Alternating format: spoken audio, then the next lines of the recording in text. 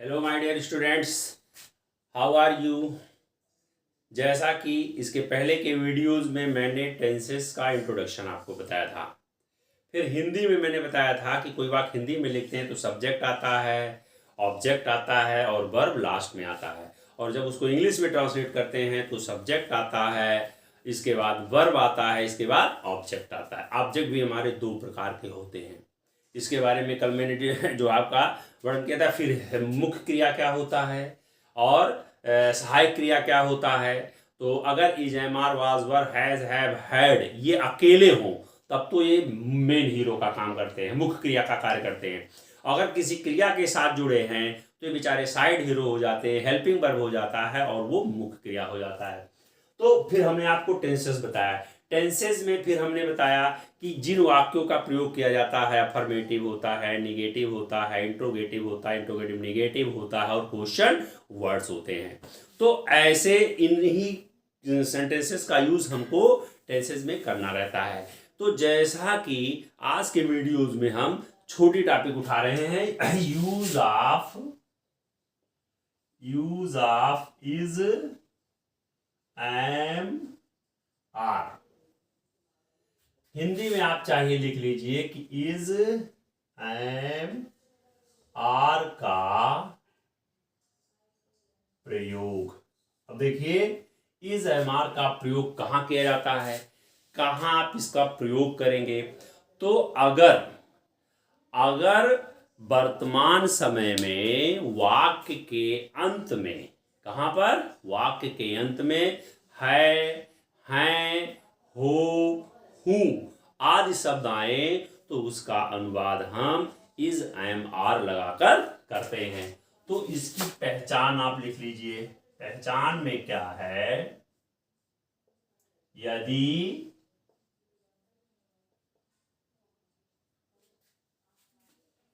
वर्तमान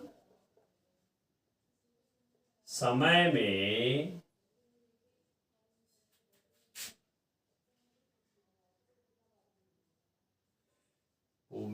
वाक्य के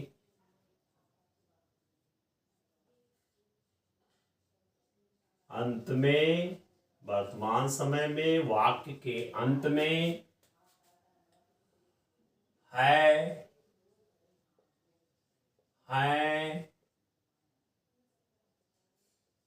हूं, हो आदि आए तो ऐसे वाक्यों का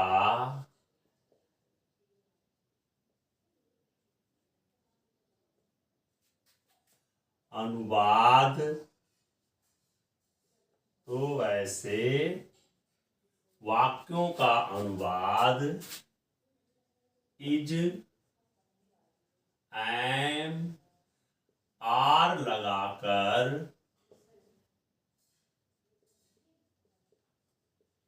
किया जाता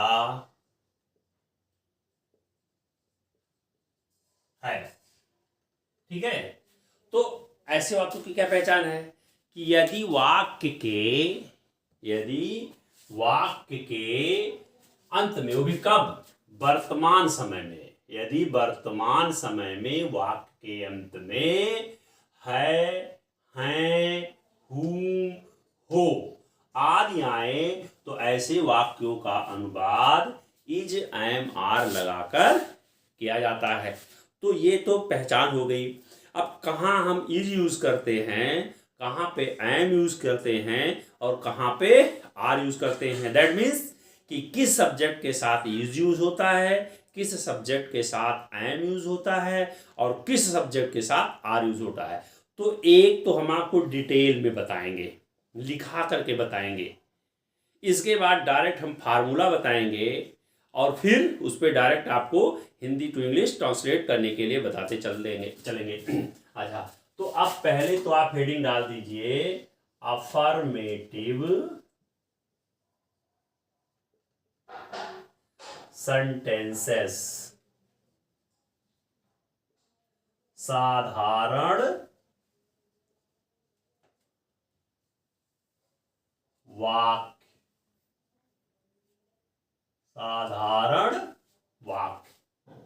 अब देखिए इसका रूल नंबर पहला, साधारण वाक्य का रूल नंबर पहला क्या है कि अगर हमारा सब्जेक्ट ही है, सी है, इट है और सिंगुलर नंबर का सब्जेक्ट है, क्या है, सिंगुलर नंबर का सब्जेक्ट है। सिंगुलर नंबर किसे कहते हैं कि जिन संज्ञा शब्दों से एक व्यक्ति या वस्तु का बोध होता है उसे हम सिंगुलर नंबर कहते हैं, और जिन संज्ञा शब्दों से एक से अधिक व्यक्ति या वस्तु का बोध होता है उसे हम प्लूरल नंबर कहते हैं। तो सिंगुलर से प्लूरल में चेंज करने के कुछ रूल्स होते हैं। अब चूंकि टेंस शुरू मैं बीच में कर दिया हूं तो इसको थोड़ा सा रुकना वाजिब नहीं है। इसके बाद हम आपको सिंगुलर से प्लूरल चेंज करने के 10 रूल हैं, 9 रूल हैं। तो 8-9 रूल जो आपके सिंगुलर से प्लूरल में चेंज करने के उसको मैं आपको बता दूंगा। तो अगर हमारा सब्जेक्ट क्या है, ही है, सी है और इट है, और एक वचन का, सिंगुलर का मतलब क्या है, एक वचन, एक वचन करता, एक वचन करता है, तो उसके साथ हम क्या लगाते हैं, इज लगाते हैं और अदर वर्ड लगाते हैं। अदर वर्ड का मतलब अन्य शब्द। तो देखिए हम गाथा नहीं लिखवाएंगे, क्या लिखवाए कि ही है, सी है, इट है और एक वचन का करता है, सिंगुलर सब्जेक्ट है तो उसके साथ इज लगाते हैं और अन्य शब्द लगाते हैं। अन्य शब्द में ऑब्जेक्ट आ जाता है, डायरेक्ट ऑब्जेक्ट आ जाता है, इनडायरेक्ट ऑब्जेक्ट आ जाता है, तो ये अदर वर्ड लगाएंगे। अच्छा, अब जैसे वह एक अच्छा लड़का है, वह एक अच्छा लड़का है। अब यहां देखिए क्या मिला, पहचान है क्या है कि वर्तमान समय में, एग्जाम्पल क्या है कि वर्तमान समय में वाक्य के अंत में क्या आया है, आ गया, तो निश्चित है कि ये यहाँ पे इज़ामार का यूज होगा। अब यहाँ पे क्या है, वह, तो क्या हो जाएगा, ही, सी, इट में से कोई एक लगाएंगे तो क्या है, क्योंकि ये लड़का है इसलिए ही लगाएंगे। इसके बाद क्या लगाएंगे, ईच। इसके बाद अन्य शब्द क्या है, एक अच्छा लड़का है, ए गुड बॉय, वह एक अच्छा लड़का है तो he is a good boy. Note करिए इसको।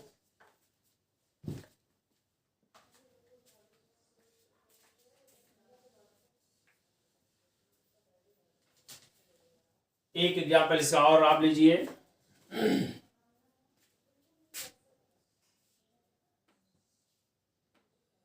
सेकंड वाला, वह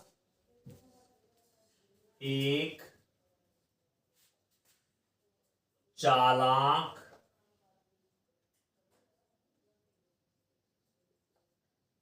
लड़की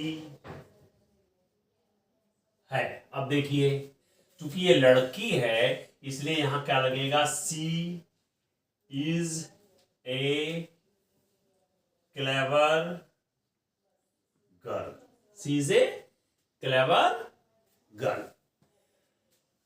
थर्ड क्या है, इट, तो इट क्या है, तो इट के बारे में थोड़ा सा आप जान लीजिए। वैसे इट का यूज डिटेल में आपको आगे हम पढ़ाएंगे कि जिन वाक्यों में ठंडी, गर्मी, बरसात, दिन, वर्ष, महीना और किसी प्राकृतिक घटना का वर्णन किया जाता है तो ऐसे वाक्यों का अनुवाद हम सब्जेक्ट के रूप में इट लगा करके करते हैं। क्या क्या यूज हो, ठंडी हो, गर्मी हो, बरसात हो, दिन हो, वर्ष हो या महीना हो। तो ठंडी, गर्मी, बरसात, दिन, वर्ष या महीना का अगर यूज किया गया है तो ऐसे वाक्यों में हम सब्जेक्ट के रूप में इट का प्रयोग करते हैं। इसको आगे हम लिखा के इसके सेंटेंसेस और आपको करवाएंगे, लेकिन चूंकि यहाँ सडन आवश्यकता है तो इसलिए आप इसको जाने रहिएगा। आज सोमवार है, आज सोमवार है। अब देखो पहचान मिला है कि नहीं मिला, तो लिख लेंगे it is Monday today, it is Monday today. तो क्या है कि पहला रूल, ही सी इट और सिंगुलर नंबर का सब्जेक्ट है, एक वचन का सब्जेक्ट है, जिसके साथ क्या लगाते हैं, इज लगाते हैं और अदर वर्ड लगाते हैं।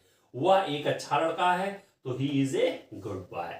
वह एक चालाक लड़की है, सी इज ए क्लेवर गर्ल। आज सोमवार है तो इट इज मंडे टुडे। तो ये क्या है कि रूल नंबर इसका पहला है। तो जैसा कि आपको अगला रूल नेक्स्ट वीडियोज में हम बताएंगे। Thank you.